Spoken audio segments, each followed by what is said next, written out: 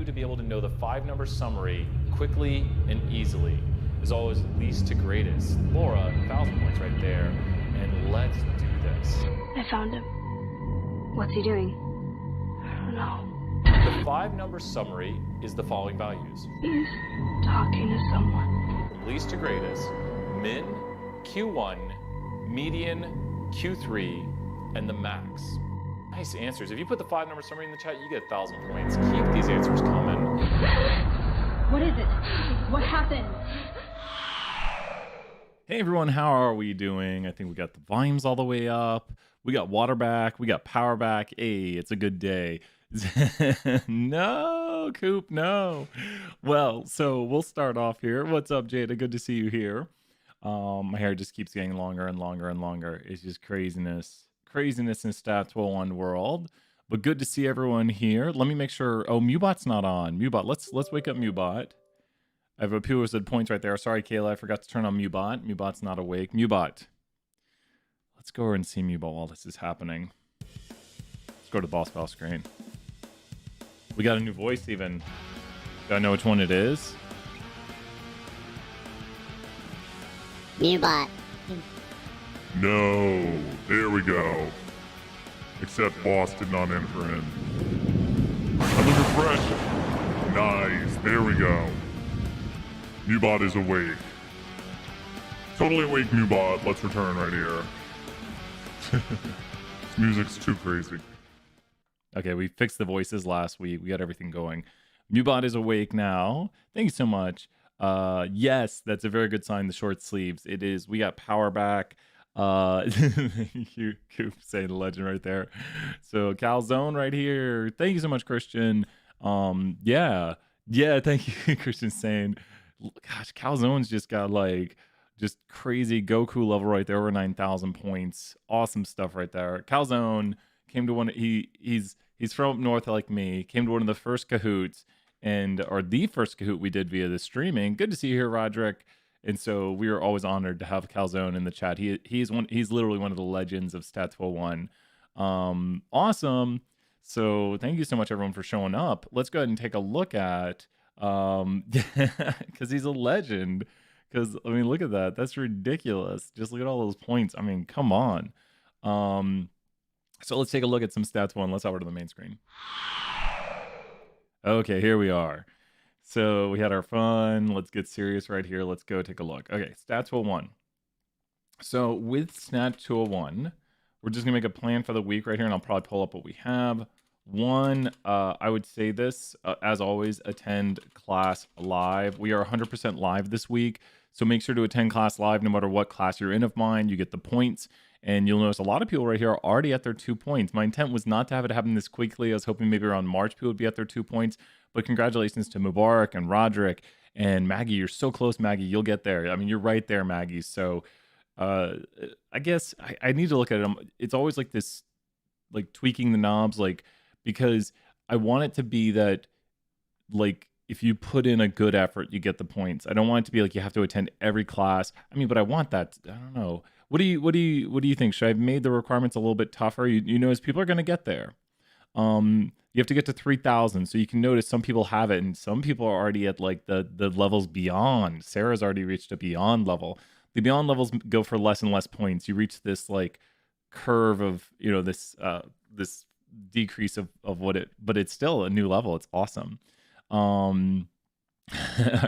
love it. People in the chat are having an awesome time. So attend class live, get points, interact just like you're doing right here. So glad to have everyone in class and ask those questions. Always tag me. Oh, that's so crazy. That's cool if you both are. So, and thank you for your service. If that's no, only 3,000, Alexander. Well, 3,000 is the where it really ends. 3,000 is the top of it.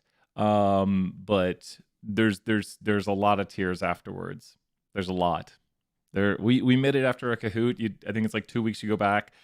There's tiers that are behind that, but what happens is your points keep going like this. You don't really. It's very small. You're not gonna.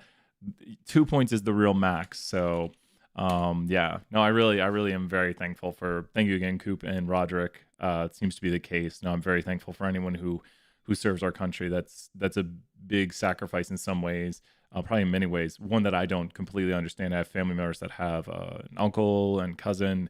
So yeah, the uncle was in Vietnam and cousin was in the Navy, went all over the world. So yeah, big sacrifice. So thank you both. 10 class live, we're gonna do that.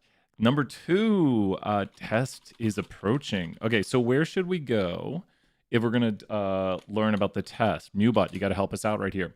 Mewbot's gonna put in the chat. Let's hope he does.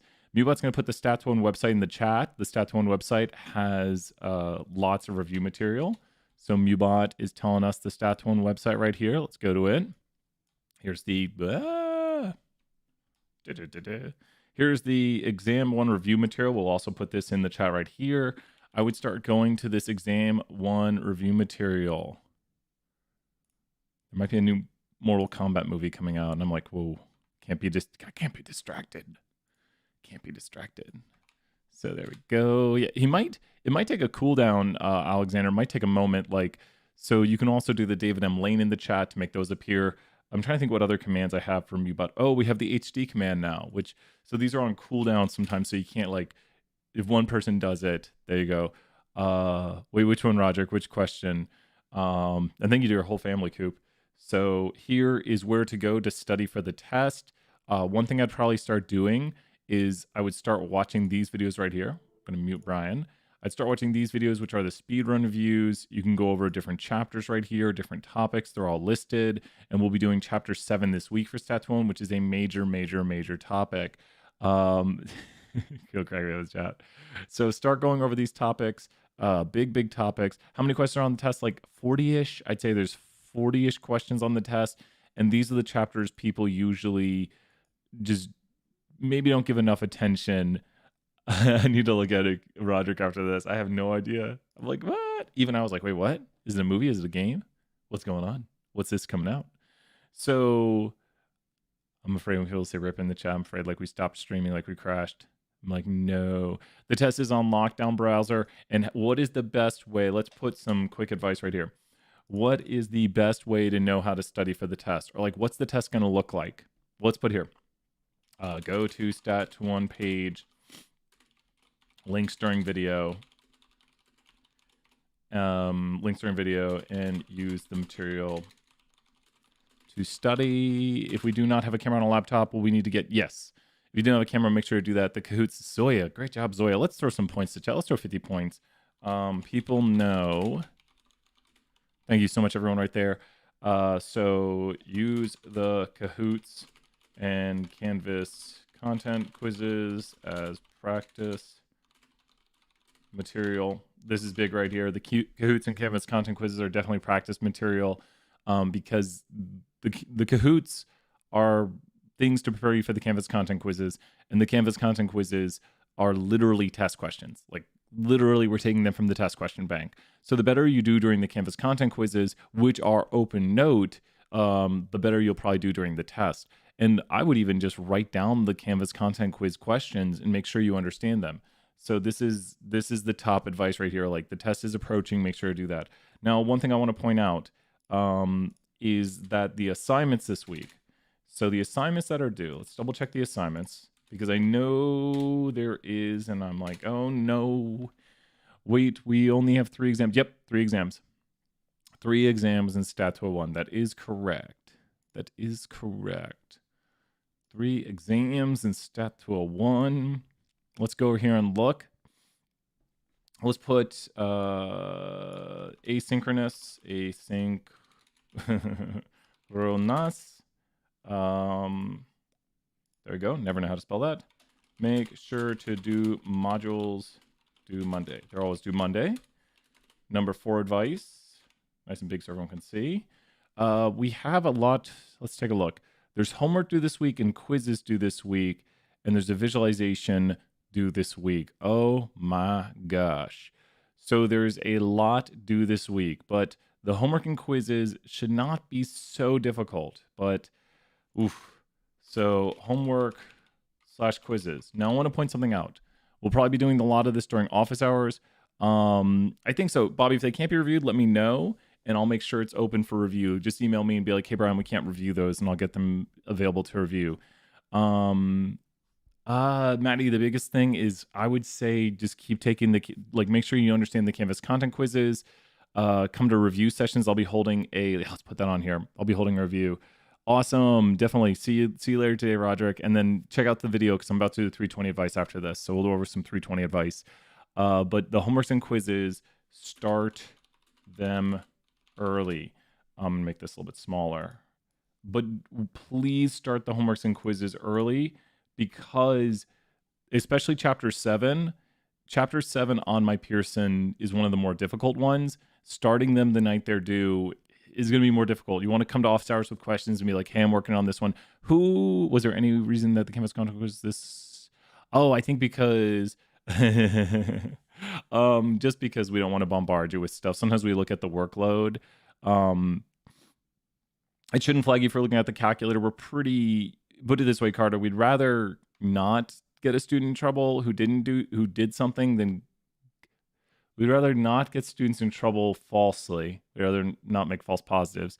We're very careful on who we accuse of anything. Truthfully, it flags a lot of things. If you look at it from our end, if you were to go into the back end of the checker, it flags a lot of things. And when you look at the videos, there's like flag of everything.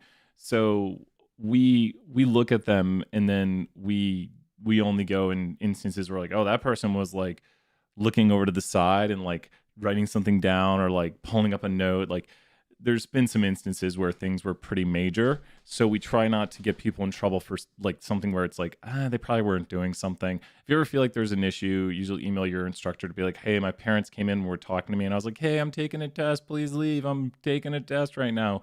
Because there's a lot of things that are a little bit out of our control right now. So we try to be understanding and we only make accusations when we really believe. So I think, let me double think. I think it's pretty immediately. I don't think you can review them right away, but I do think you get to see your grade. You don't get to review them because other people are taking them. You'll need to, and we have a check that we'll be putting out. So you'll need to make sure it's installed and ready to go. So you need to go through the check, make sure everything's working. Please contact us immediately if there's issues. Let us know as soon as possible if there's issues. The tests they're going to be exactly like what, everyone. The tests are going to be pretty much just like the what. So if you're wondering what the test will be like, what is a good way to know what the test will be like? Like if you're like, what are the tests going to look like? The tests are going to look a lot like what? Boom. Right there, the Canvas content quizzes. So they're going to look a lot like those. The protocol for exams, and I really think we need to do like one of my things that we're always like going through new suggestions, and I'll mention this briefly here. When you take the exam, really make sure I know, here's the thing. Everyone's in different living situations right now. Some people are living with, like 3-4 brothers and sisters and like parents who are working from home, or, it could be like, you might not be in an apartment where you're all by yourself, where you can go get a desk and sit by yourself and no one's around you and you don't have to worry about loud noises and people coming in the room and yelling or whatever. I don't know. Your situation is very different. So we try to be accommodating and understanding of these situations. But ideally, like this is the ideal. This is not reality. Ideally, you could go into a room. You could show the full room. Please show your full room. Don't do a little.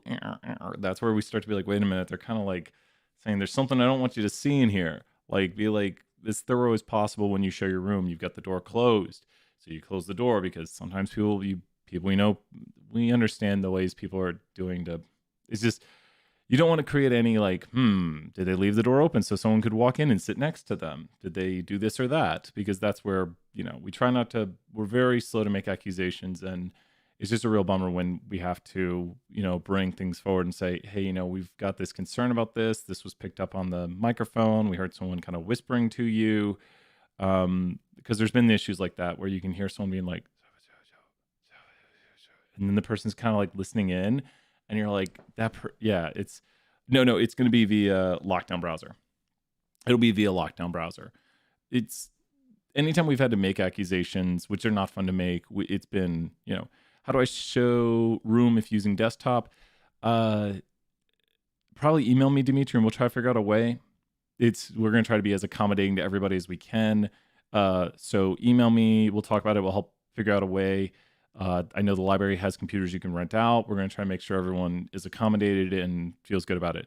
The exam starts at 6 p.m. and I believe goes to 11 p.m. Yep, 6 to 11. Terry needs to send out an email on that because I thought you'd do it this weekend. And I thought I'd follow up this weekend. Everyone knows last week was pretty crazy for me. Dimitri, if you can do that, if you can, if it's attached to the monitor, if you can move the monitor around in a way that seems, like pretty good. Yeah, show your cubicle. Yeah. And we understand if if there's things like, just be like, hey, Brian, I'm on a desktop and, yeah, email me, Lauren, and we'll talk about it. We'll figure out, I can probably make sure you have a time period. So definitely email me if there's issues and we will work it out. So thank you so much, Lauren, for that right there. But yeah, any last questions about that? Really good questions here. Keep asking them. This is what also this is for. It's 90 minutes. 90 minutes once you start. 90 minutes once you start. Great question right there, Maggie. 90 minutes. And I wouldn't wait till start to the last minute. I wouldn't be like, I'm gonna start at the last minute. I would try to do it at the 7 p.m. time slot or something. But keep any more questions about the exam. And I do want to point out, we can hop back to this topic right here. The homeworks and quizzes. What are the chapter 7, which is the big thing for this week with the homeworks and the quizzes. Who has been acing their homeworks and quizzes? Who has been getting hundreds on their homework, hundreds on their quizzes? So Monday, what about Monday? Who's been getting hundreds on their homeworks and quizzes, repeatedly getting hundreds? And I want to ask them their strategy, and I want other people to take note of whatever they're doing. Because I know there's some people who have 100 in the class for homeworks and quizzes. This guy, Maggie, and Alexander, with the help of multiple attempts. The last one was tough, yeah. And some of them are going to be easier, some of them are going to be tougher. Now, what is your strategy? This is your chance. Just taking it over and over again until I understand, nice, Maddie, that's probably going to really help you for the test. And that's all right to take it a few different times. What strategies are you using? People are saying multiple attempts, which if you're hearing multiple attempts, that means you got to start them early. You can't wait till 11:30 to start it because it's usually going to take a few times. If you get it wrong, redo it. Exactly. Click similar question, especially for the homework. The homework's got similar question. If it's multiple choice, there's no reason to get it wrong. So if it's multiple choice, you can just be like, hey, learn it, but there's no reason. Review the notes. Awesome. Taking good notes in class. Watch office hours and similar questions, which really help. Yeah. And we do is maybe Parker will point out there for those who don't know it. When we do the office hours, I always try to do as long as, last week we did pretty well. And last week was a pretty insane week. I try to do every single question. So there should be a version of that question where I hopefully explain it. If you're watching it, feel free to join in and ask questions, and you can always hop in and ask questions now. Chapter 5 was one of the most difficult ones. Chapter 7 is also the other hard one on this test. Chapter 5 is tough. Chapter 7 is tough. Those are the toughest chapters on this test. If you understand them, you can make an A on the test, and that's 1A in the grade book. So you're closer to getting an A in the class. Don't worry, it's chapter 5 and chapter 7 are probably. People ask me at the start of the semester, what is the toughest things? I said, chapter 5, when we start off, is pretty difficult. The multiple attempts definitely helped. There was an option that said, how do you do this question? It walks you through and shows you, yeah, that's really good right there too. Exactly. So you can take a look. Sometimes they have a little different way of solving it, but I think they're pretty good. It's similar one. Awesome. Yeah. So it's essential to give yourself time, as Emily said. So one thing we're hitting upon right here, which a bunch of people are talking about, is please start these early. I don't think it's a bad thing to look at the homework even before class to maybe put a mental note in your head of what we'll be covering. And then when you see me doing it in class, you're like, oh, that's that thing that I didn't know how to do. So it's going to help optimize your time. So maybe just skimming the homework, which you get infinite attempts at the homework, and office hours videos. Yeah. So big thing right here. Please, please, please, please start early. I can't state this enough. So you give yourself enough time to attempt it. And then you can also swing by office hours when we're live, or right now, and you can ask questions. The last thing right here is a visualization assignment. And hopefully, we'll probably be doing that later this week. I think people have been making great grades on these overall. And you can see the visualization assignment regression right here, which is totally in line with what we're doing. And we'll do that visualization assignment later this week. And then there's a Canvas content quiz and then test. So we could put Canvas content on Monday. And so we'll do a Kahoot to help cover that. Any last questions for 201? And don't leave 100% 201. I don't have too much to say for 320. Their whole schedule is a little bit easier to kind of talk about. Anyway, sorry, I got distracted for a second. What did you say about if we have a time? Please contact me if you have a time conflict. Email me and we'll talk about it and we'll figure out a time to make it work. We like to do it earlier in the day if you have a time conflict in the evening. There won't be questions where you use the David M. Lane, Kayla. There'll be questions maybe where it shows a picture of it, kind of like the Canvas content quiz. Is there a Canvas content quiz today? I'm 99% certain there isn't one. I'm 99% certain there isn't one. I'm always afraid to say no, and then there is one. There does not look to be a Canvas content quiz today. Like, you're like, wait, Brian, you're looking at it. I'm like, yes, I'm always 100% certainty is just so hard to have. Like, how can you say I know something? Like, I'm looking at it and I'm like, I'm as sure can be, which is like a limit approaching 100%. So, because if you say you know something, you could always be wrong.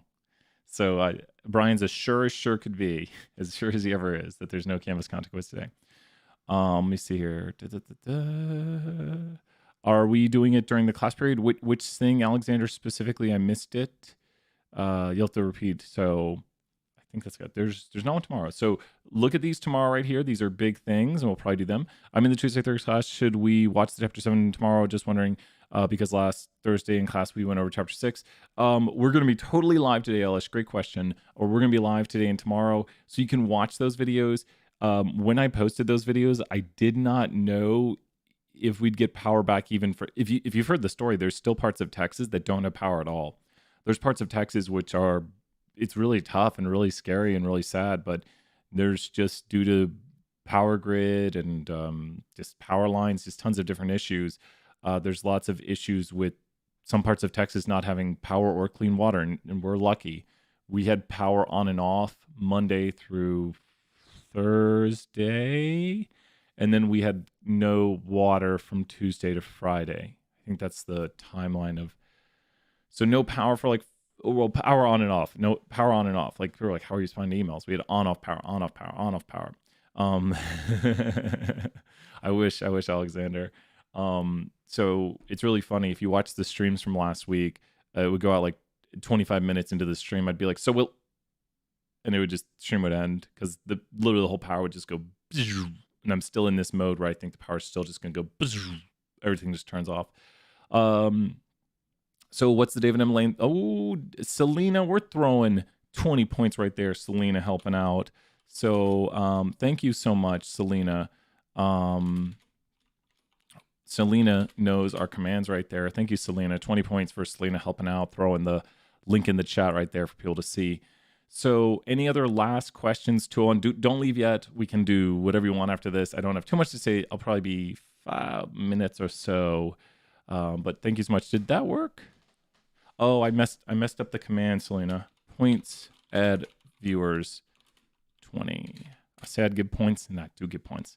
The exam will start at 6 p.m. and go to 11. I'm waiting for Terry's email on it. You won't use the David M. Lane during the test, correct, Bobby? You will use like screenshots, correct, Bobby? Exactly.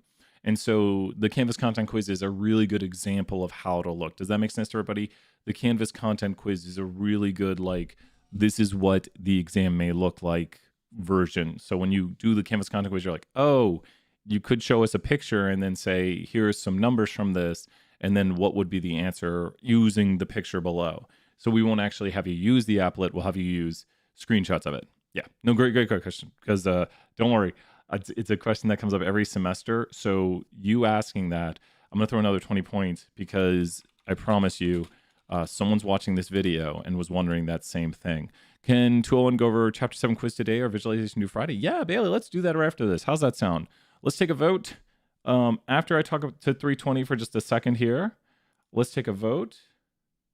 Wait, what? No. We're not updating Mubot now. We'll update him later. Mubot. Okay. Which cover? Okay, option 0 is going to be visualization. And quiz 7 is option 1. Okay. So option 0 is visualization, and so you have to do vote and they have to do either zero, vote, exclamation mark, vote 0 for the visualization, exclamation mark, vote 1 for the quiz. So make sure to do like as Zoya did right there. No worries, Dimitri. So go ahead and vote on this. For the moment, it looks like we might have a clear winner, but keep voting. And I'm going to talk to 320 real quick. So don't leave yet. Your votes are counting. We'll check out the vote total here in just a moment. Let's do this. Let's talk about some 320 right here. 320, do not worry.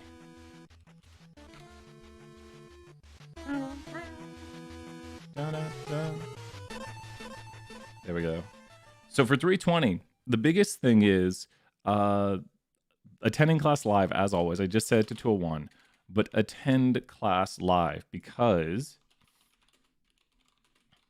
activities are basically free grades. So, hey Brian, will it matter if my points go in the Google versus Safari and watch stuff like that? Yeah, they can be combined at the end of the semester. Yeah, just let me know. I'll double check. So at the end of the semester, I can probably double check there. Great question, Coop. And so attend class live, because Coop, there we go, Coop's in 320. So attend class live with the activities. They're basically free points. If you attend class live, then you will get the points as long as you're like filling out the form as you're supposed to do. So that's a big thing. Attend class live. I can't state that enough. If you stop attending class live, you start losing those points. And I do understand that the assignments are a little bit difficult.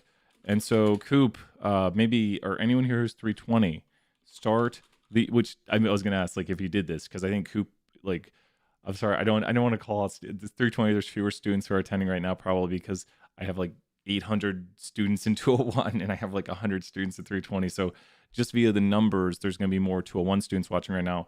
But start the assignments early. So Coop, you've started. Boom! You've already started this assignment, Coop.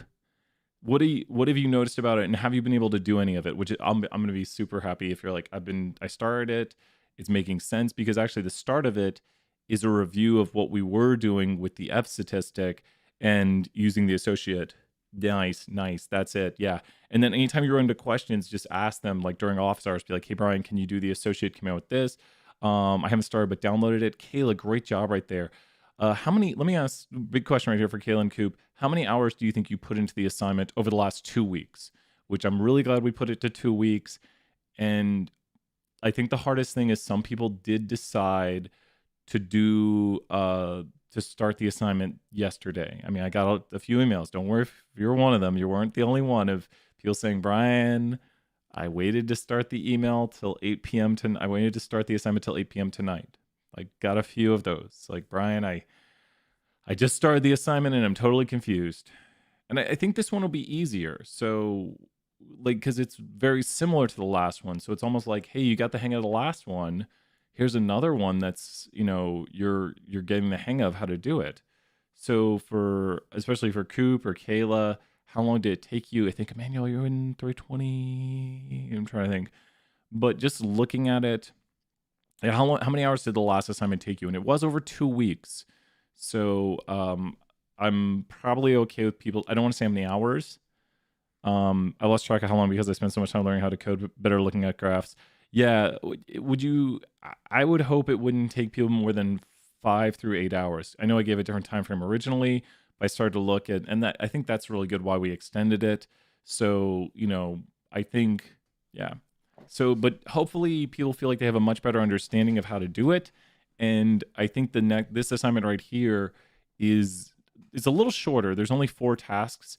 And I think understanding how to do the last assignment is going to be like, oh, well, this one's very similar to it.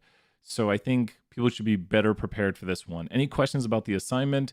We'll be working on it this week. We'll be doing examples from it. We'll be doing the material on it. So you'll be 100% ready to go on it. And I would say attend office hours, like unknown caller. Don't like seeing that. Ask questions.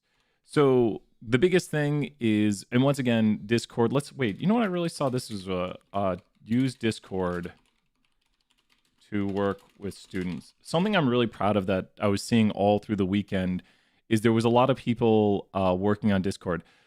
I'm hoping, Kayla, that they have it done by the end of the week. So they're supposed to take a week to grade, and the rubric should make it really easy. Please tell me if you disagree with any of the grading, if you think the grader went too hard, if the grader's not leaving good comments or doesn't mention things. This is the real test. Discord's still confusing me, but I like seeing the questions there. Yeah, hopefully it's the government. Yeah, and that's the thing. So feel free to use Discord as much as you want. 201, of course, use Discord too. But we really had some good discussion going on Discord this weekend with 320. So we had a lot of people interacting and discussing the assignment, and I think that's very helpful. I know two people were working together in a good way and helping each other out and helping each other understand the assignment better. With this, any other questions? 320 from me right now. 320, you have my full attention. We're gonna hop over to 201 here in a second, but 320, you have my full attention. Oh yeah, no, we posted the tutorial. Let me know. Awesome, Coop. Thank you so much, Coop. We will, if no one else has any questions, we will see. And thank you everyone who, I always love all the replies. Let me hop over to space. Even saying you have no questions really helps me out, because sometimes during office hours, like, not many people are talking, and I think the vote that won was here. I'll stop the mute bot vote. But yeah, we got 16 votes for visualization. So let's stop here. We'll stop the vote, and we've announced the winner. Kayla, thank you so much. Yeah, it helps when I see like people are like, because sometimes I'll be like, so what should we do? And no one will talk, and I'll be like, okay, then I get to pick. So yeah, it helps a lot when we have all the talking right here. Let's hop over to the main screen. Da-da-da-da. Okay, here we go. So this is visualization number 5, doing regression. And this is one of the more challenging topics, I would say, in 201. Also, 320, this is what we'll be doing next week. We will start regression next week. So 320, some stuff to look at right here. So using the data set used cars, let's take a random sample of 400 plus the last 2 of your student ID, for example, 423. Create a regression analysis using analyze fit y by x, use mileage as the predictor variable and price as the response variable. So I hate calling this predictor, just pet peeve of mine. I'm going to call it the explanatory, and I'm going to go right here. That's how you spell explanatory. I'm going to do this. So let's save that. And the reason I like to call it the explanatory is why. Why do I always call this variable right here the explanatory variable? Response is like, when you think about like response is what you're interested in. Why do we call this the explanatory variable? I like calling this type of variable the predictor, the one that predicts y, the explanatory variable. That's always my goal. It's like, this is the explanatory variable, and the y is the response because you're interested. It's the x variable. Nice job right there, Alexander. This is the x variable, so we are saying the explanatory. People call it predictor. Sure, you should know it's predictor, but exactly as Kayla's saying, it's the x variable. What do x's do? X's explain why something is happening. So this is the price right here. We want to know if mileage can explain the price of something. Nice job right there. So we're throwing everyone 20 more points because I love this interaction. Great job. Your screenshot of the output must include the scatter plot, which is a bivariate display of quantitative data. We should know that instantaneously. That is, scatter plot is a bivariate display of quantitative data with the regression line going through it. That's the line of best fit. It's just a line that goes through the data points, and plus all the regression output titled fit line. There's one thing we don't have to include. I think they close it off now. You can take multiple screenshots if necessary, including the write-up and interpretation of the y-intercept and its proper interpretation of the value and its interpretation. So you notice the and is highlighted right here. You need to make sure to interpret these things. You need to interpret the slope of the line, B1. Is there a relationship between price and mileage that is statistically significant? Define and include the value from the output, and you use to support your conclusion. Okay. I wish there should have been one more thing we put on this. I'm kind of bummed we didn't put it here, but we should have r squared. I'm not going to add it in, obviously, but I would prefer we also have r squared in here. So let's go ahead and download. You know what? Let's first define these terms. Okay. So there's 4 things we need to know right now for regression. Here's the key regression concepts we need to know. The key regression concepts are going to be the intercept, the slope, the R squared, and statistical significance. Okay, so when you do regression, regression looks like the following. Looks like you have a scatter plot, and then you have points right here like this, and then through those points, we're going to put a line of best fit. Whoops, that was a horrible line of best fit. Still bad. I'll accept it. The line of best fit is going to go through the center of the data, so let's make the points go around it a little bit more. Whoops, wrong color. There we go. There we go. I'll accept it. This is a really good regression right here. For advanced things, it has plot does not thicken, which we'll talk about in chapter 8. The plot does not thicken here, which also in 320 will be known as homoskedasticity. Really quickly on homoskedasticity, what do you think homoskedasticity means versus heteroskedasticity? What do you think homoskedasticity means versus heteroskedasticity? Homoskedasticity versus heteroskedasticity. This is fun to say that. Homo means same, hetero means different, and exactly, Maddie, homo means same. So we have, or like the same thickness throughout. So this displays the plot does not thicken. We'll call it that in 201. You're learning an advanced concept right here for chapter 8, but this has plot does not thicken, which is known as equal spread, which is known as homoskedasticity. Lots of terms for it. Stat 201 will call this the plot does not thicken. This is your quintessential, like the best possible regression you could ever see. You rarely ever see this. The conditions for regression are what? Who knows the conditions for correlation? So I have some famous conditions right here, and we're just learning about regression for the moment. My famous conditions for, I made up the rhyme for it, for correlation are what? So the conditions are QQ, straight enough, no outliers, plot doesn't thicken, QQ, straight enough. That means the line goes straight through it. QQ is two quantitative variables, which scatter plots have to have. Straight enough means the straight line goes through it. No outliers means there's literally no outliers. And plot doesn't thicken means the plot does not really get thicker or thinner. So the conditions for a good regression are QQ, straight enough, no outliers, plot doesn't thicken. Let's highlight them as we say them. QQ, two quantitative variables, straight enough. The straight line goes well through the data. Trying to highlight that one right there. No outliers. There's no extreme outliers. Plot doesn't thicken. These green bands right here, it's not really changing thickness. Now, what are the conditions for correlation? Who in the chat knows the 3 conditions for correlation? The 4 conditions for regression are QQ, straight enough, no outliers, plot doesn't thicken. What are the 3 conditions for correlation? This is a good review. So the 4 conditions for regression are QQ, straight enough, no outliers, plot doesn't thicken. The 3 conditions for correlation are what? This is where it's easy to remember them if you know the 3 conditions for correlation. We covered them last week. What are the 3 conditions for correlation? I like to pause here. It's good practice.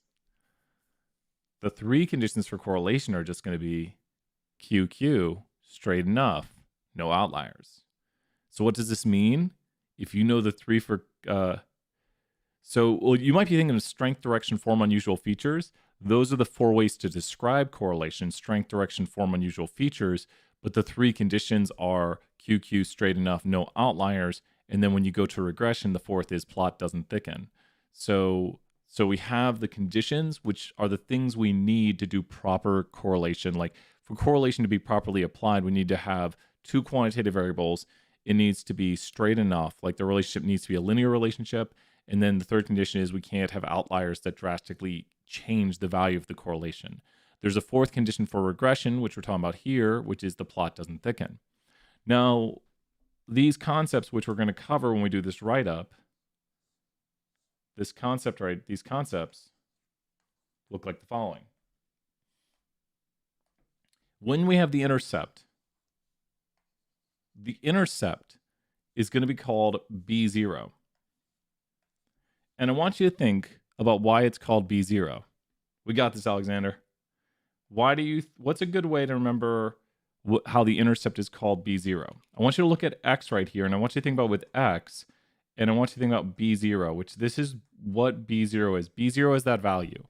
So looking at this right here, what's a good way to remember, like, something? How would we remember the intercept is the value of Y when what? So here, let's give some hints. You ready? The intercept is the value of Y. It's kind of the base of origin. Mubarak, nice job right there. And that's good practice, Mubarak, for 320 especially. The intercept is the value of Y when X is equal to 0. So the intercept is the value of Y when X is equal to 0, exactly. So we call it B0. I mean, it's happenstance almost that it is called that. Now I want you to think about the slope. And the slope, the slope would look something like this right here.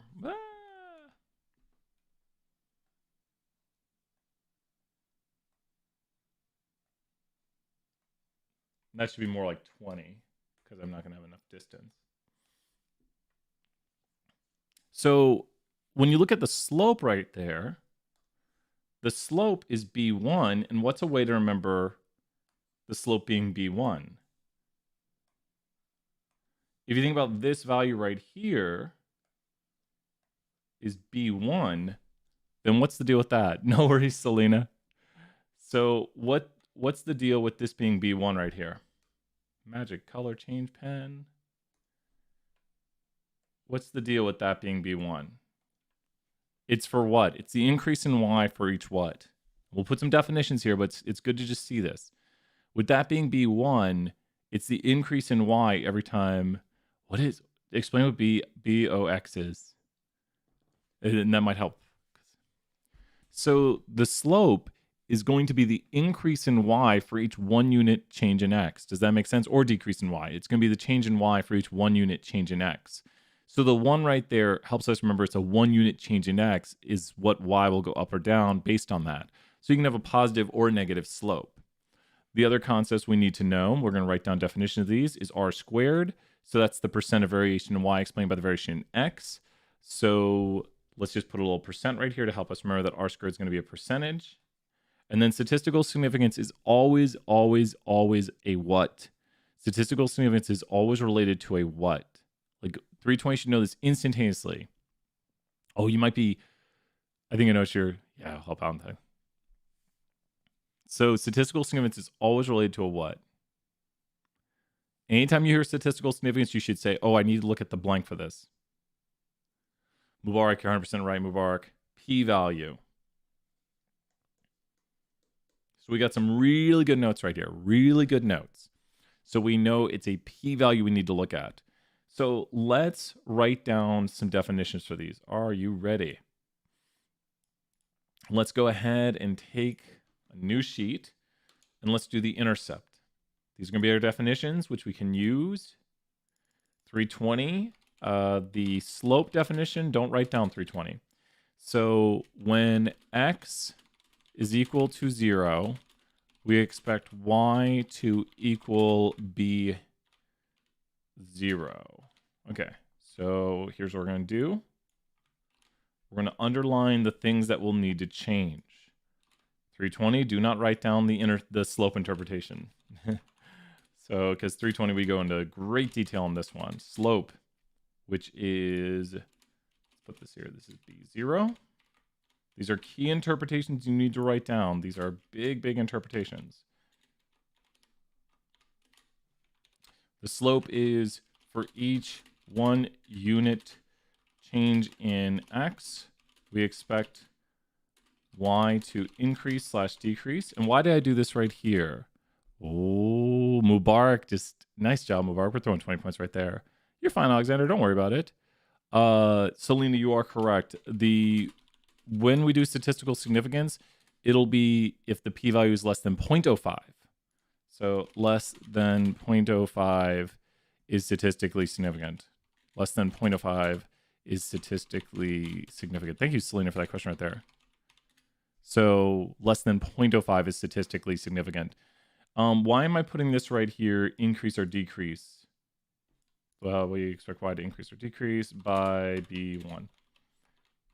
And then we're going to look at these here in a second. These are key definitions you need to know. Be writing these down. I know it's like you'll see them and you're like, I got it.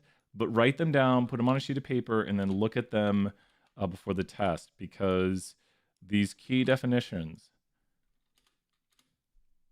Yeah, that's awesome. Exactly. That's why we have a class on statistics, is because that's what, like, this is the common practice to use a 0.05 alpha. So you've probably heard like the 0.05 alpha, which is the point of rejection, to say that only 5% of the time would we reject the null due to random chance variation. So it's we do what's very common. The statistics we teach are the ones that every discipline uses. And so our course is meant to be a very applied course that you could take genetics right there and be like, oh, because you're more meant to interpret things. No one sits down and really solves this problem by hand anymore. They're looking at output, and they should know how to interpret the output. So that's what we try to teach. We teach a very applied course that, yeah, anyways, I love it. So R squared. Have you heard of R squared, Selena? You might have. R squared is very popular. This is going to be blank % of the variation in y is explained by the variation in x. We use different terms to start. Yeah, exactly. It's very, go. What does the explaining x? We're trying to explain y. And then statistical significance. And so statistical significance is going to be when a p-value for the slope is below 0.05, it tells us the relationship between x and y is unlikely by random chance. We'll put linear relationship that the... There we go. That's good. We'll go down one font size. Good. Okay. I took Math 15 as well, so this course is a good refresher. Yeah, that's awesome. No, April Connor's really... Bob Guess is really great. There's so many great people in the math department, but maybe you had April Connor or Bob Guess. Bob Guess is... I saw him right before all this craziness happened with current world situation. I'm really sad because such a great guy. Really, I don't know. He helped me out a ton. You had Bob. Yeah, Bob's awesome. Bob is...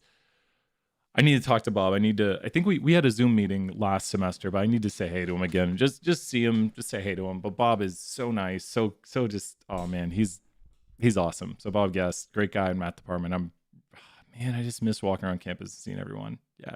I'm glad you had Bob, because April Con is great too, but I know Bob really well. So really, really happy. So funny. One of my friends had Bob in like 2005 or 6, because he's been around UT even longer than I have. So he's had some of my friends, like, not like people I know, but like my friend Leland took Bob Guess. Yeah. Oh, so yeah, he's so good. Anyway, and he's helped me out a lot with what we do and everything. Like he'll give suggestions. He just really great guy, really great colleague at University of Tennessee. So anyways, I just miss everybody. I'm wearing my UT shirt today. I miss everyone. Yeah, Mubarak, it'll be really nice. Mubarak was in a class. Mubarak had 201 with me when we were up in the 4th floor of Haslam, and I still remember that class with Michael and Mohammed and Cameron was there. Like, I can tell you, like, we had some regulars who attended, because it was kind of a hybrid class, and I miss it. So here we are, and Mubarak is remembering all of these right here. So let's take a look at the questions. Okay, wait, that's the wrong slide.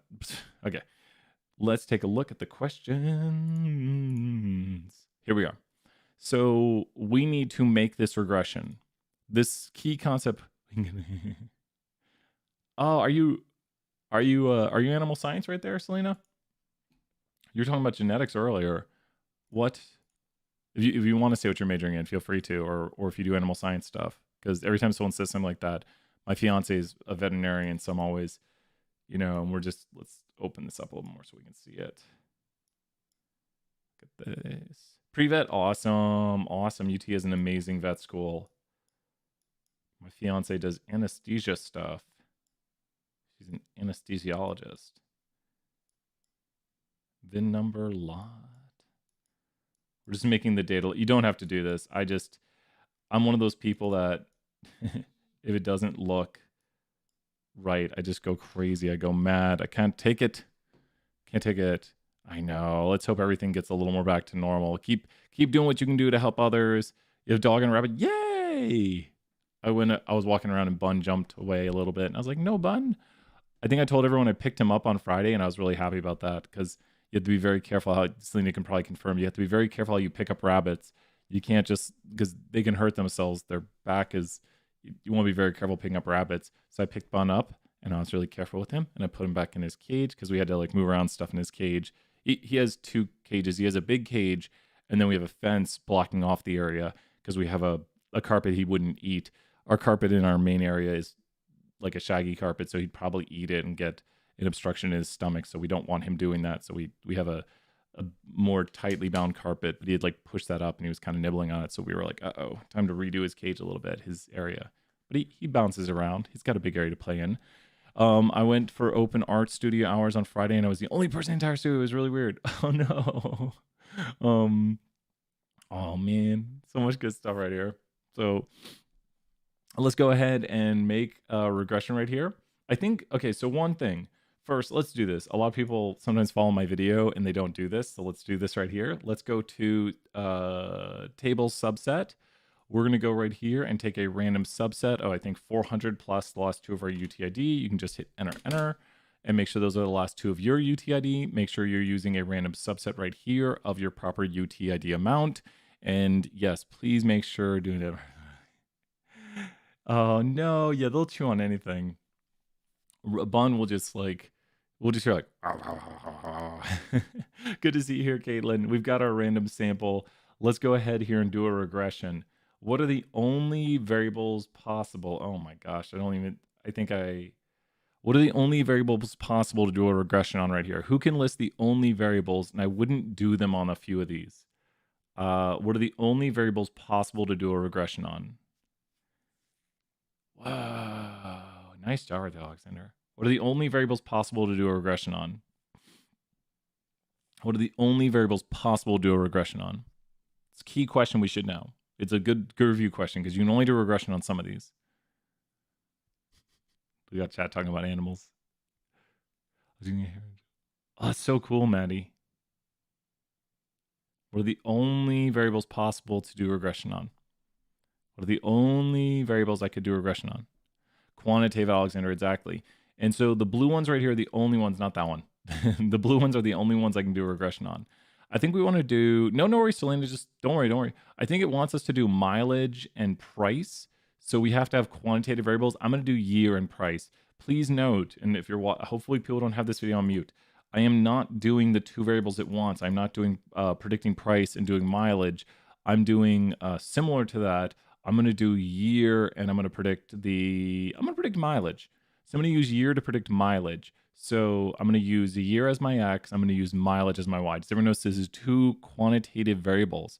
So don't do the ones I'm doing. Make sure you follow your instructions here. Follow your instructions here, as in you will use mileage as the X variable and you will use price as the response variable. Thank you so much, Caitlin. We are back. Everything seems to be streaming well this week. We haven't had any hiccups yet. I don't know why Suddenlink suddenly does that. I have literally been looking for other services. I called them. They said we have the best service, the highest plan. Can I do this right now? If you're on the internet, I want you to just Google Suddenlink College Station. That's where I'm at, obviously. Suddenlink College Station. If you look at their reviews, they have like 1.3 stars or 1.4 stars out of 5. Their reviews are pretty bad. Like 1.4 stars out of 5. And I'm like, well, and they're the only provider as far as I know. And I've looked, it's really hard. There's some other ones and it's like very iffy if they like, there's just not much. You really don't have many options around here. And the reviews are not good. So we're going to use year to predict mileage. I want to repeat once again, I am not doing the instructions. I can't state this enough. So, oh no. Oh wait, did Maggie say she hurt herself? Oh no, Maddie. Oh, thank you, Alexander, giving advice right there. So yeah, that's really scary. How did you get to this? Sorry, I missed it. Which part are you stuck on right now? Download the, yeah, I was really afraid, Selena. I was like, no, make sure to download the data set. We are currently on this portion right here. Does that make sense, Tori? Download the data set, make sure to take a random sample, and then you should have the variables. So you want to go to tables and subset, take the random sample. Feel free to ask any questions, Tori. We're just right now talking about the variables we're going to use. And once you have your random sample, go to analyze fit y by x. Go to analyze fit y by x, and then you're going to put your, please note, these are different variables than what are in the project.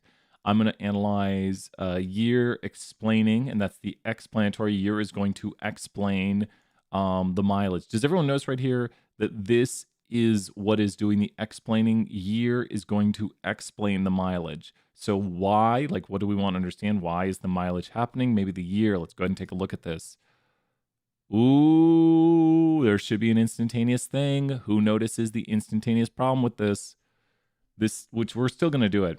But, nice, man. So what do you notice is an instantaneous problem with this regression? No. What is the instantaneous problem with this regression? Major outlier. I'm so glad we did this one. This is the kind of test question we like to ask, Selena, where it's like, obviously it meets QQ because we have a scatter plot. It was in the Kahoot, like you have to meet. So there probably is going to be a correlation to this. If you want to check correlation, which here's the quickest way to get correlation. If you go to analyze multivariate methods, multivariate. Sleeves crack me up. Oh, bad boy's way out there. You are right. And there's that one right there. There's a negative correlation. So there's a pretty strong correlation right here. Art is always dangerous. And as Rocco would say, laundry day is a very dangerous day. I'm too old. Rocco's modern life. So we have right here, that outlier is majorly impacting it, I would say. We could reformulate this. Oh, you know what? What's going to if I remove this outlier? That's a general question we ask. We're going to go here to, there's a way to do this right here. You go to automatic recalc. Watch this. The correlation is negative 0.7574. When we remove it with hide and exclude, rows hide and exclude, it's probably going to go to about negative 0.8. Only a little bit up, but still, that outlier was impacting it. So we're going to bring back that row now with row, clear row states. So that outlier is impacting it, but there's a lot of points to kind of downweight it. So it's not as impacting it, but that is kind of making it weaker a little bit. So because it's outside the major like linearity of it. We're going to, oh my gosh, Maddie, be safe. But that's awesome. That sounds so cool. So here is the output for your regression. Now, no grader should take off points for this. Please contact your grader if they take off points, and contact me or anyone if they take off points. You don't need this section right here. Did everyone see that? You don't need this section, which means you can take a screenshot like this. So please note, you do not need this analysis of variance section. I mean, I know how to analyze it. It's good. For a regression, you don't really need it anyways. If you're doing multivariate, I could see the point for it. But the one right here is the one variable in your model, which is year. Right now we have one variable in the model.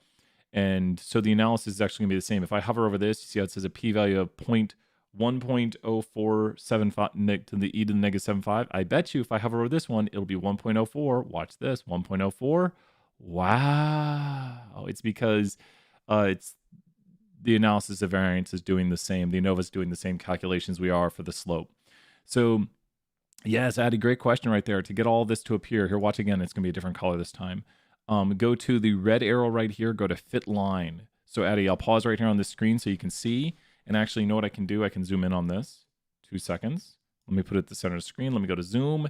And so you can see right here, we go to the red arrow and we go to fit line. Once are you on these? Have you made this regression? Remember, I'm using different variables than you're using. Have you made this regression right here? And now we're going to fit a line to it. This is called the line of best fit. It's going to fit a line that kind of tries to go through the center of the data. So the line of best fit will be made. The line that best fits through the points. Awesome. So once you hit the red arrow is where all the options are at and jump. It will then create this output right here. You do not need the analysis of variance section, as if the line will be a different color second time you make it. and we now kind of just change the plot width. Don't do anything like this. That's ridiculous. Just kind of make it the right size that you want it. And yes, so we're good to go. We have all the output we need, and let's just look through this output. Now, this equation right here looks a little bit different than you might be used to. So let's go talk about this equation real quick. This equation you are seeing, and Alexander, you're gonna hate this. You're gonna hate us. Does anyone know the equation of a line? Why is Brian saying you're gonna hate us? Does anyone know the equation of a line? Who knows the equation of a line? Oh, yeah, Maddie, which one? How do I make the graph look like that instead of the scatter plot that it automatically does? So Eddie says y equals mx plus b. Y equals mx plus b. And it could be minus if slopes are changed, right? So what we do in statistics is we do y hat equals b1 plus b1x. So this is how we do it in statistics. So if you notice right here, b0 is still b, and b1 is the coefficient of the slope, and the variable x is still the variable x. So it is y equals mx plus b, where m is the slope. So if you notice right here, the slope is actually negative in this one. So that is the m right there. Let's highlight all things that are similar. I just want you to be able to see this. This is an important thing to know because everyone knows y equals mx plus b. Not everybody, but a lot of people do. It sounds like everyone knows that, Brian. Okay, come on. Everyone does know it. See, you knew it. You in the chat watching this right now knew y equals mx plus b. And so find me a person who does not know y equals mx plus b. I'm gonna go talk to like my cousin, my nephew Tolliver. I'll teach him it before you can talk to him. I'll teach him what he'll be like, y equals mx plus b, and you'll be like, what does that mean? He'll say, I don't know, but Uncle Brian taught me it. He said, tell them y equals mx plus b. Oh no, that's too dark of a color.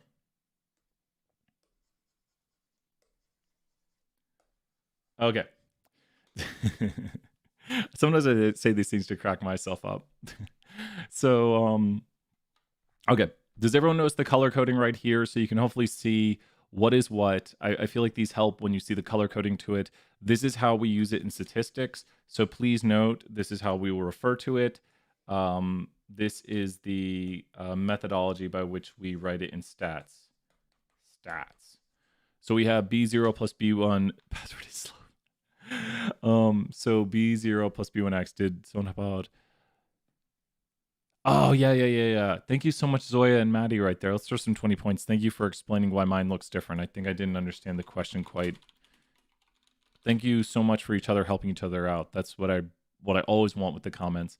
So right here we have, this is how stats does it. This is more general algebra, y equals mx plus b. Please note, we say b0 plus b1x, and then we did go through and we talked about what b0 was. Check out earlier in the video. We went through and kind of talked about for each 1 unit change in x is b1 and b0 right here. And we also gave, some vols, help vols. And then we also gave these definitions. Excellent job right there. So we have the definitions.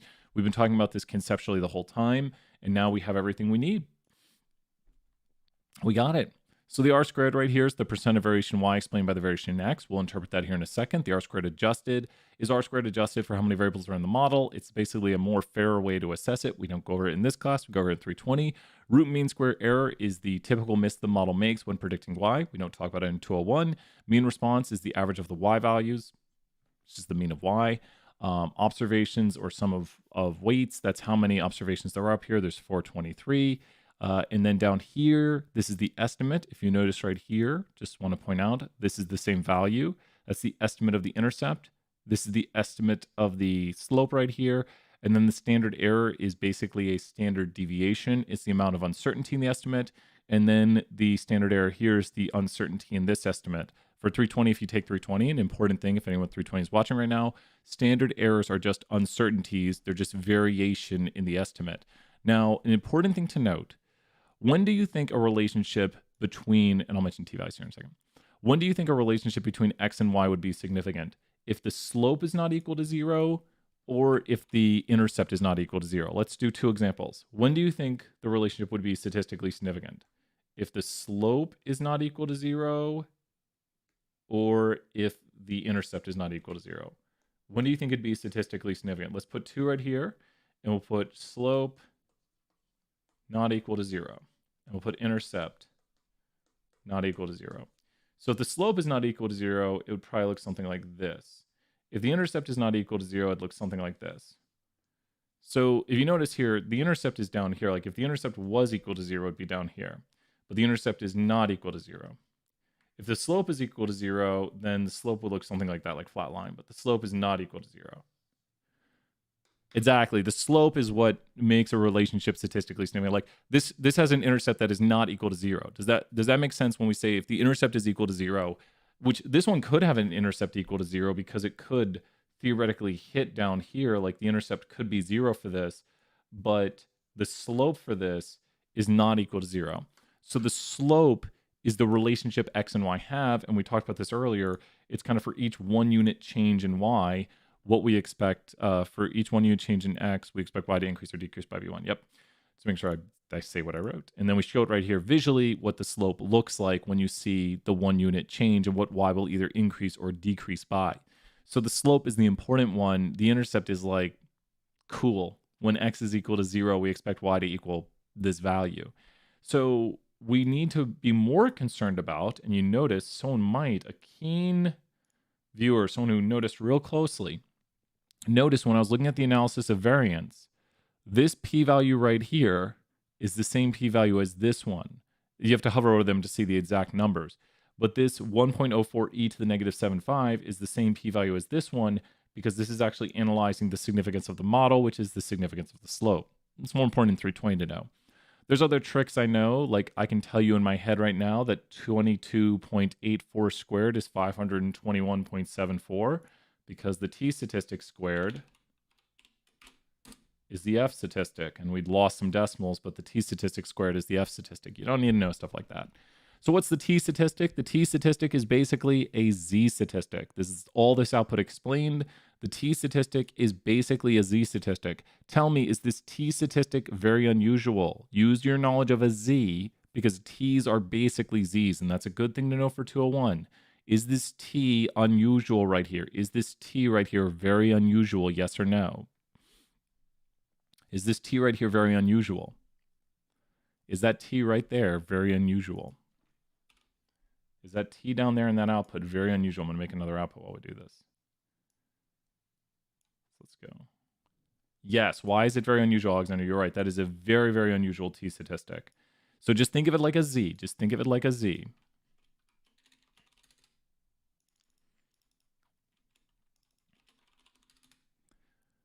Not just because it's negative. That just means the slope is negative. So if the t is negative, the slope is negative. So not just because it's negative. Not just because it's negative. Think of it like a z-statistic. Think of it like a z-statistic. Just think of it like a z-statistic. And just pretend it's a z and tell me why it's unusual because it's a z-statistic. So I want you to look at it like it's a z-statistic, and I want you to tell me why it's unusual. Just think of it as a z-statistic down here. Just think of that as a z and be like, oh, that's very unusual because of this.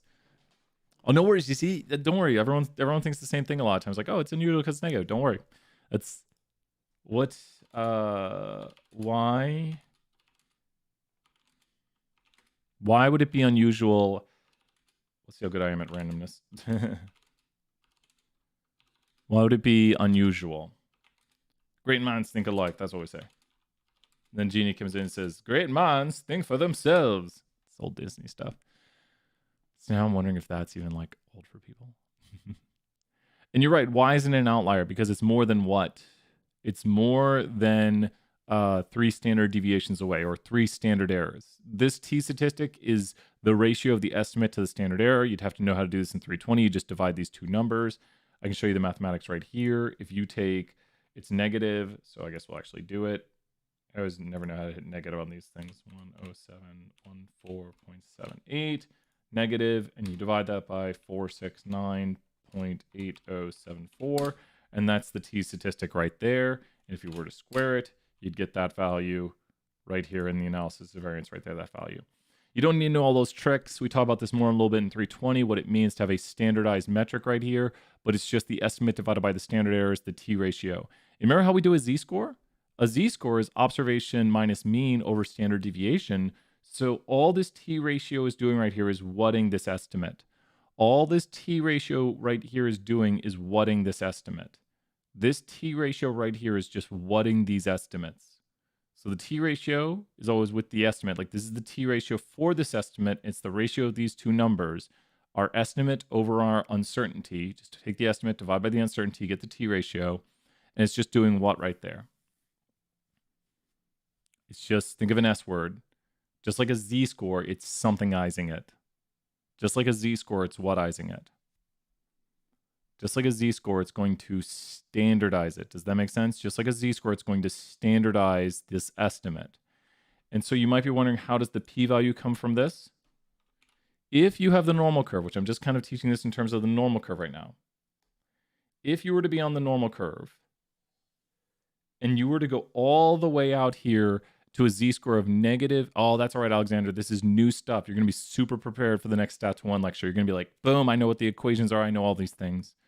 If you were to go here all the way, and we got to create like some sort of like detached thing. If you were to go to negative 22 on the normal curve and then graph below that, how much area would be outside of here, Alexander? How much area? And technically it's both sides of it because it's like absolute value of it. How much area would be outside of negative 22 standard errors below the normal curve? The area outside of positive and negative 22. How much area would that be, Alexander? It'd be basically what? Think I'm negative 22 standard deviations outside the normal curve. That'd be basically what? As close as it can get to almost what percent have I graphed on the normal curve? Well, it's going to be less than that. It's going to be right about at 0. There's like no area. Does that make sense, Alexander? There's like no area outside of it. So when you look at it right here, there's like no area shaded. We're negative 22 standard deviations on both sides and graphing the area beyond that. And so there's like no area on the outside of it, telling us that this slope right here is super unlikely by random chance. This example right here, which I'm going to do real briefly, is going to be one where it's pretty random, I hope. Let's see if someone's aide explains the grade they made in the class. And now, ooh, look at that. So will the p-value for the slope here be high or low? Just look at the graphic. Oh, you can't see it on the wrong screen. Will the p-value for the slope be high or low here? What do you think? Does that look pretty random to you? So what do you think? The p-value for the slope here will be what? I tried to make randomness and it looks like I succeeded. So the p-value will be what when I make the slope? It'll actually be, it'll actually be high because it's likely by random chance. And there's the p-value for the slope. And like I said, the same p-value right there. So when you look at this right here, this p-value of 0.7163, look at the t ratio right here. If we graphically showed this, and I'm going to show it on the David M. Lane. Let me get David M. Lane up. So actually, it might be quicker if I just go over it because I've got like so many. So David M. Lane, there we go.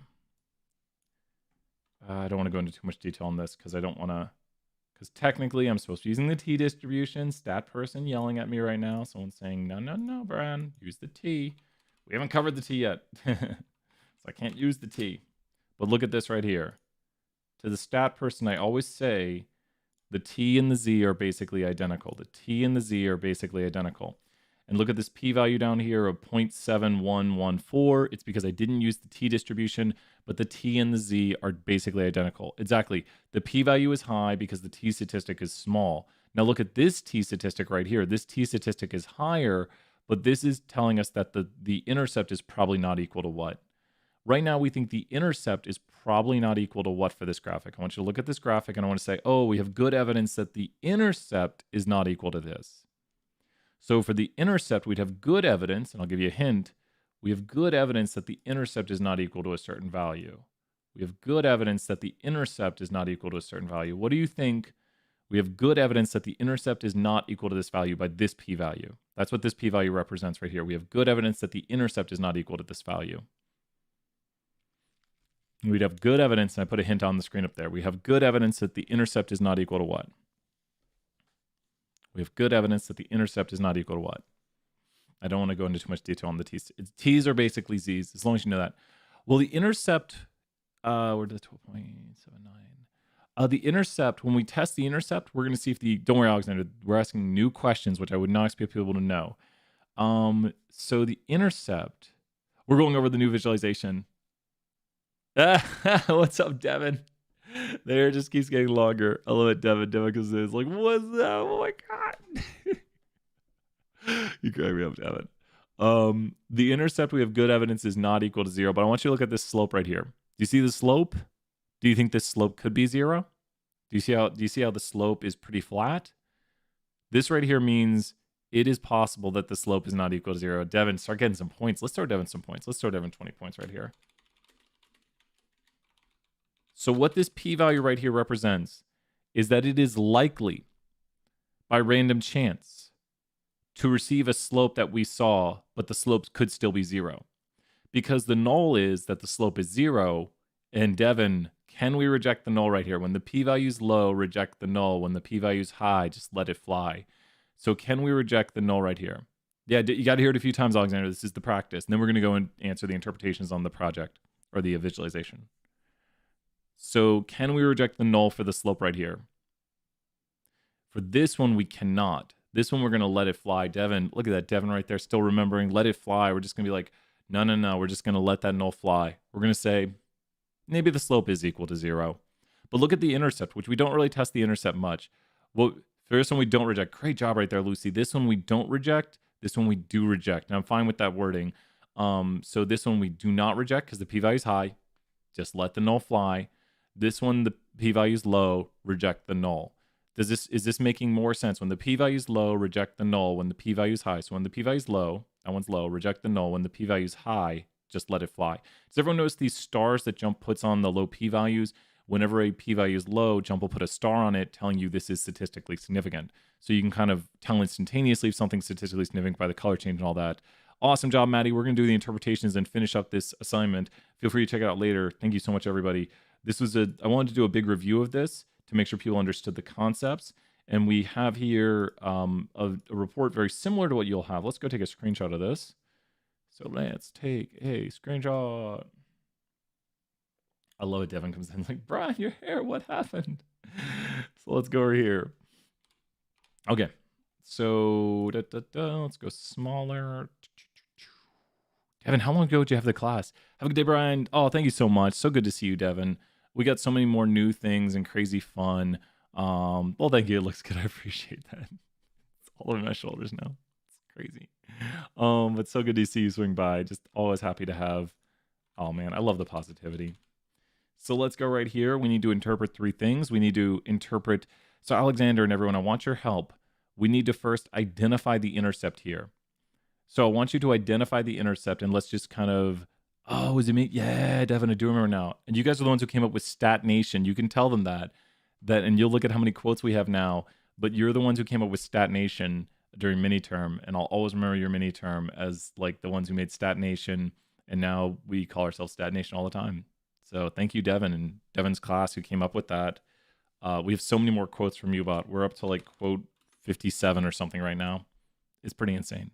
We have a lot. I don't even know what quote 50. Maybe there's not quote 57. That's a little. I think they must have updated me, but. So let's interpret the intercept right here. And Devin remembering some stuff. You are correct. That's crazy, right, Chloe? So now we know what the y-intercept is. Thank you, Chloe, right there. We know what the y-intercept is. Now we need to interpret the y-intercept. So we have the y-intercept right here. There's the y-intercept because this equation right here is the equation y hat equals, that's a horrible y hat. Y hat equals b0 plus b1x. So that's the equation we see, and the b0 is going to be right here, and that's what I've currently highlighted. So what does this mean? What does this mean? This is ridiculous. So let's go ahead and take a look at the interpretation that we need. Let's go grab our interpretation, and let's take this right here. Let's drop it into the sheet, and let's use it. Okay. So I need some help with this. I don't want to say it. I want you to think about it. So you have to take your x variable right here. This is the x variable. If you notice where the x variable is at, here, let's start highlighting stuff.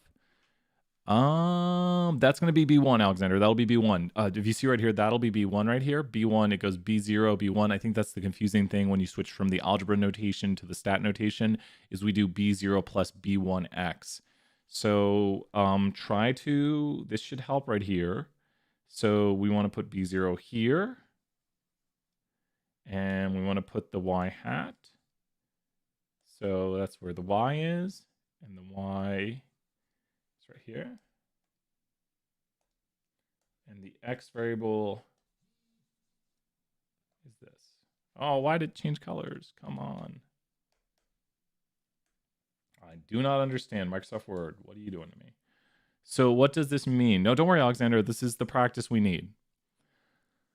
So I want you to start putting in the words for this, because this is, would you subtract the B1 from the Y? Oh, no, it just gives us to in the equation. The equation gives us B0 right there. So the B0 is, what is that? It's 21,655,000. It's this number right here, 21,655,953.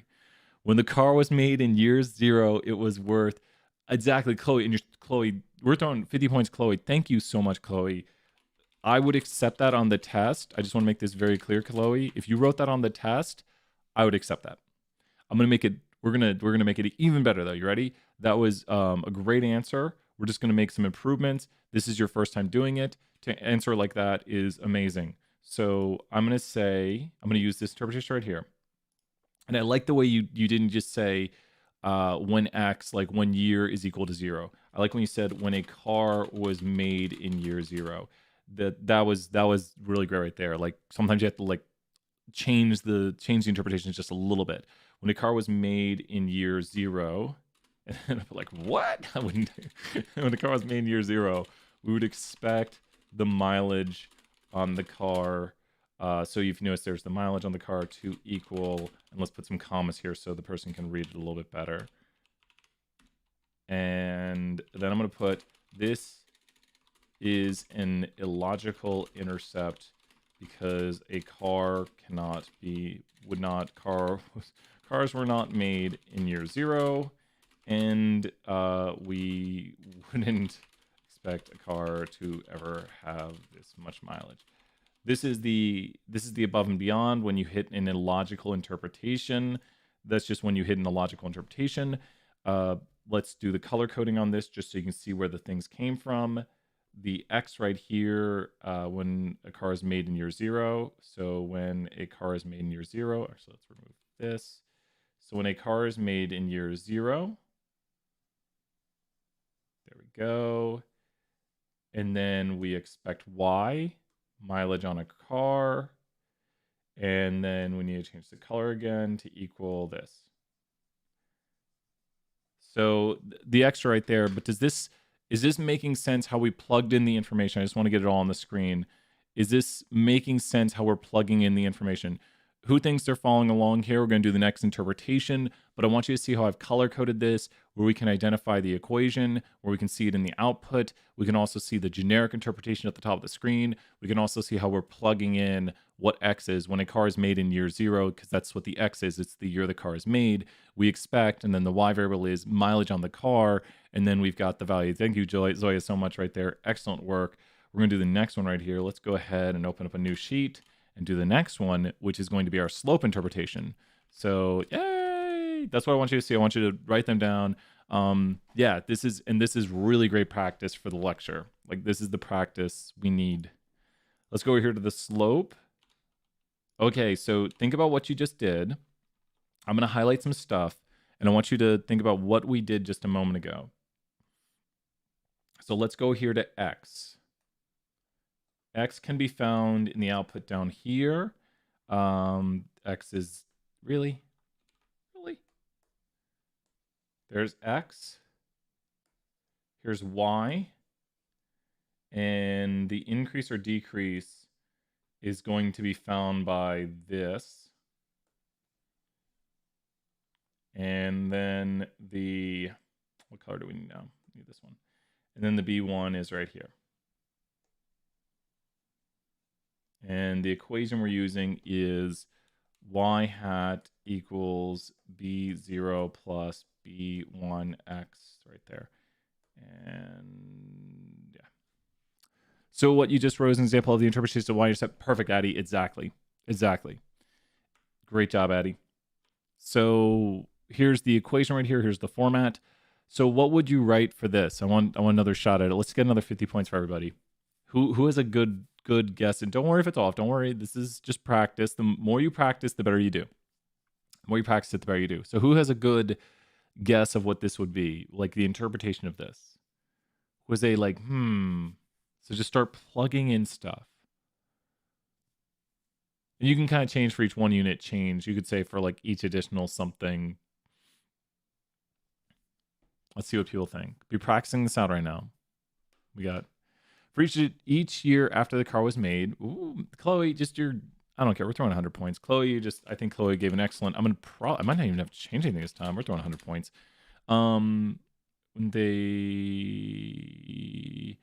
I think, let me read the end of it right here.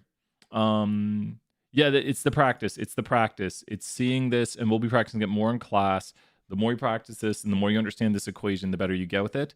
This is one of those chapters you can't start the night of. So I think I just perfectly copy pasted this one because I think this is such a great answer. For every year after the car was made, perfect. We expect the mileage on a car to decrease. So this is the change. It wouldn't be for every year after the car was made. It would be for cars that are 1 year newer. We expect the mileage of a car to decrease by, there we go. I think that's Does that make more sense right there, Chloe?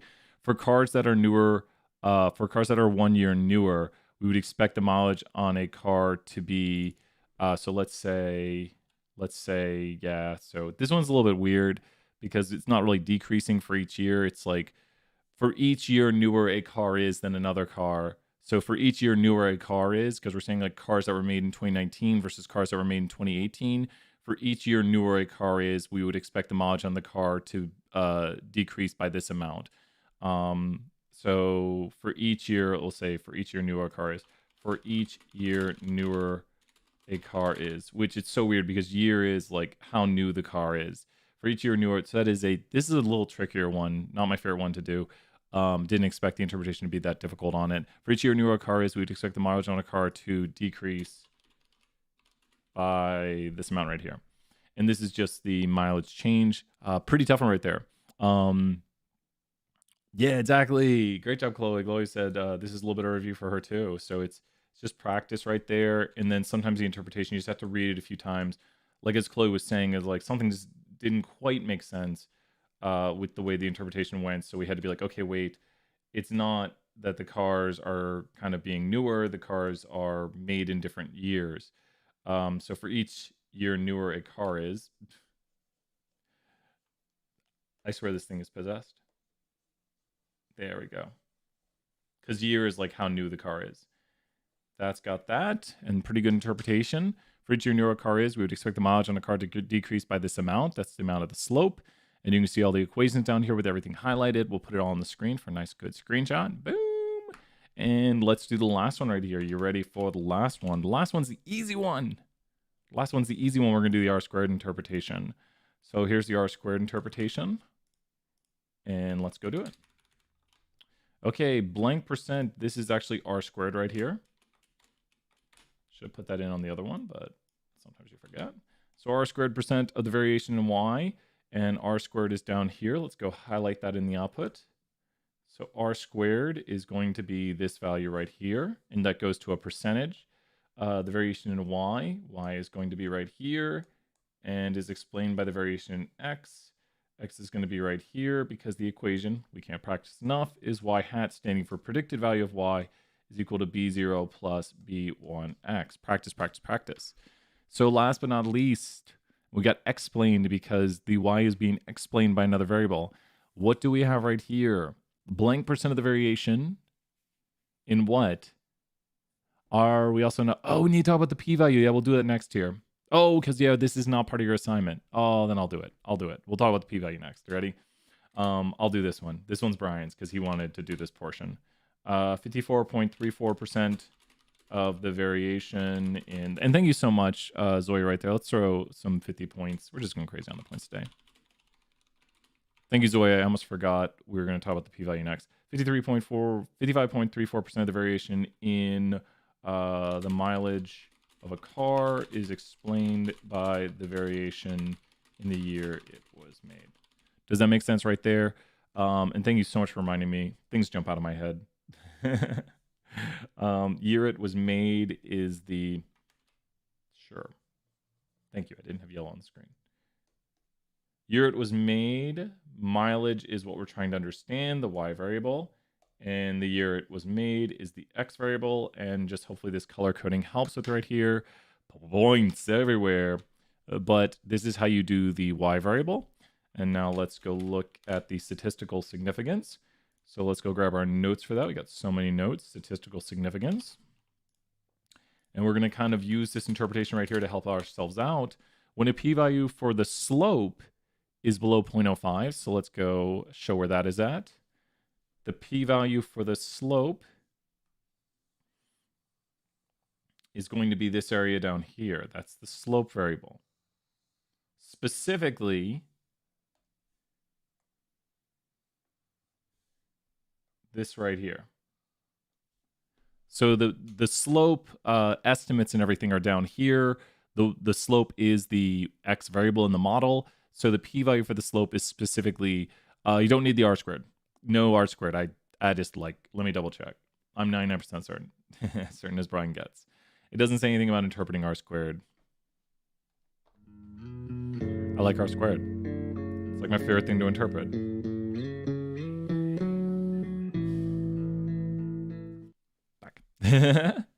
So it tells us the linear relationship between X and Y is unlikely by random chance. So let's go right here, the X variable. We can associate what the X variable is with that.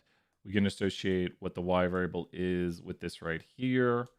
Once again, the Y variable is here and the X variable is right here. So all that good stuff. Ooh, Jocelyn, you're in 320, right? Jocelyn, good job right there. This is super important because think about this. Here, we'll do that next, Jocelyn. Jocelyn, let's throw 20 points for Jocelyn commenting on that. Yes, we can do practical significance. We don't do a lot of that in 201, but we do talk all the time in 320. That we will talk practical significance for this. Jocelyn, when it comes to practical significance, this is your practical significance right here. Do you think knowing the year a car was made would be explain a significant portion of the variation in the price of a car, like a practically significant portion? And how would you explain that to someone?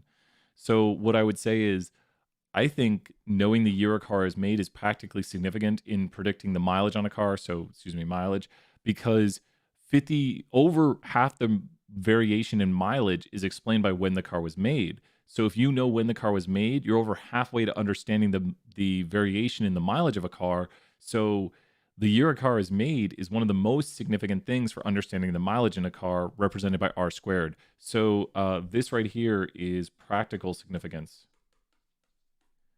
So that is the practical significance right there. The R squared is going to be a measure of practical significance in regression because it says that over half the variation in the mileage of a car is explained by the year a car was made, or 55.34% of the variation.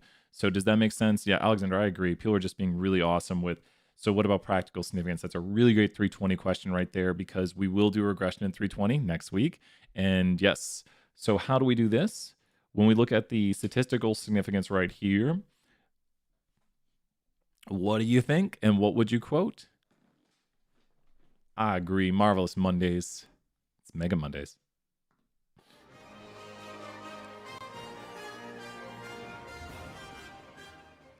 Jocelyn, just amazing question, Jocelyn. You'll be even more ready for next week's assignment. So what do you think? Is this statistically significant, and how would you phrase it? I would say this is what statistic, like it is definitely or definitely not. Like when I look at this p-value right here, I'm going to remove the practical significance stuff. No, I'm really glad we mentioned it because that's going to be big in 320. So is this statistically significant? And then I would quote the value. Like we got to put here, we need to make sure like you must quote the p-value.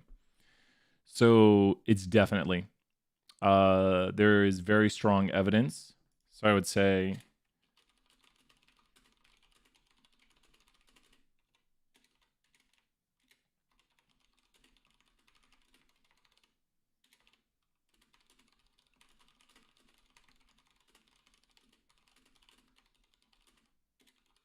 oh, I said linear.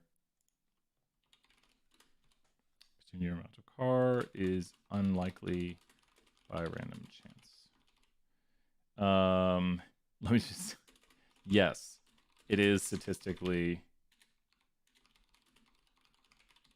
So my fear is that I didn't make it clear enough to the like grader.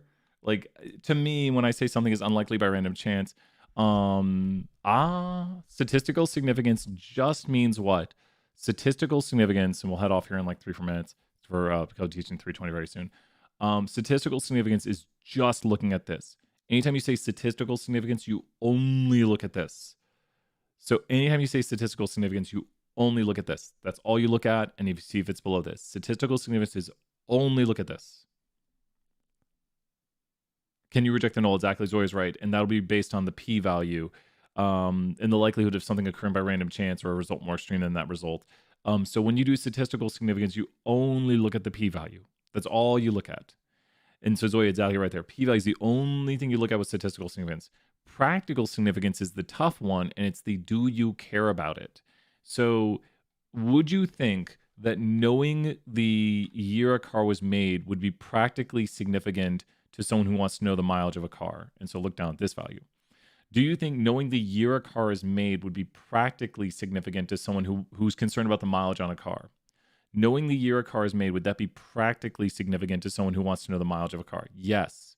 And I would say yes, because knowing the year a car is made explains 55.34% of the variation in the mileage of a car. Like it explains a good over half the variation of the mileage. Like you can know that newer cars are going to have less mileage on them in general, and older cars are going to have more mileage on them in general. It doesn't mean a car will have a certain amount of mileage, but we know that 55.34% of the variation in the mileage of a car is explained by the year a car is made, and that is the R squared. And the R squared is going to be more of a practical significance. Exactly, it's going to help you narrow down those values it's highly associated with in a way that we can utilize. Now, let's look at this one right over here. Real quick example on this, and we'll head off. Do you think this relationship right here is practically significant? And if you're in 320, there's a really quick way to know that this is or is not practically significant. Do you think that this relationship right here is practically significant? You may have said this again, but what is the... so the p-value will always be the p-value of the slope. So here's the p-value in this example, Addy. Does that make sense? The p-value is this one right here, not the top one. That's the intercept. The p-value for the model is the p-value of the slope. And so when you look at your output, it'll be the bottom one. And this one right here is not practically or statistically significant. And why is it not? Like, why is it not practically significant? There's a really quick way to know that it's not practically significant. Because to get to practical significance, you must first have this. So to get, this is a great 320 review now. To get to practical significance, you must first have this. To get to practical significance, you must first have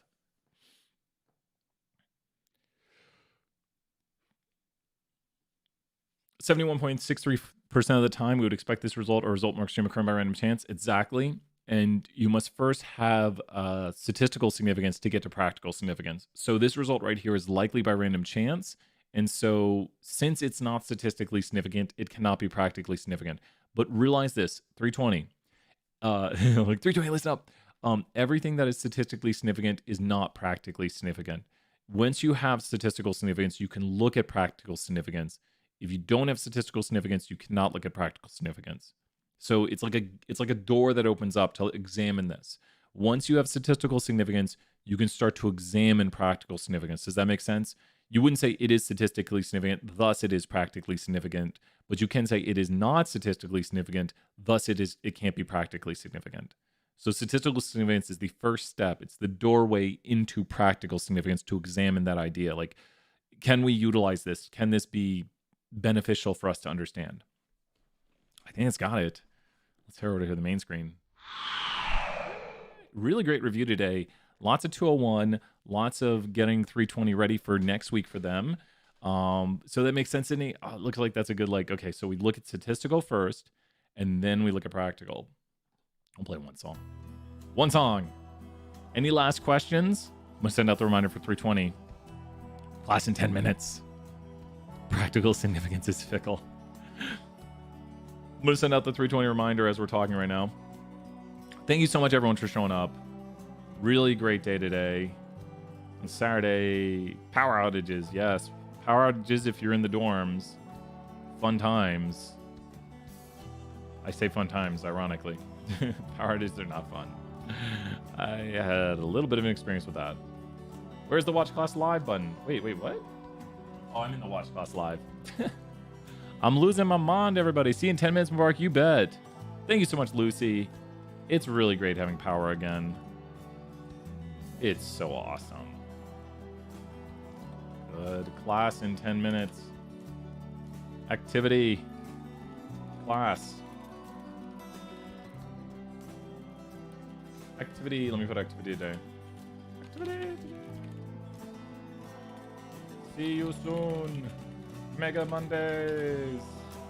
Click here. Okay. And I gotta make sure this is the right link. Lest I send people to the wrong video. We're good. And we got it.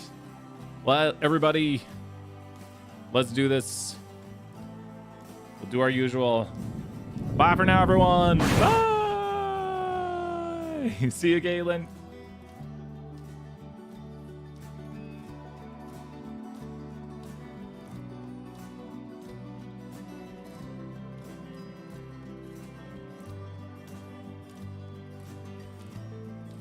Bye, Alexander.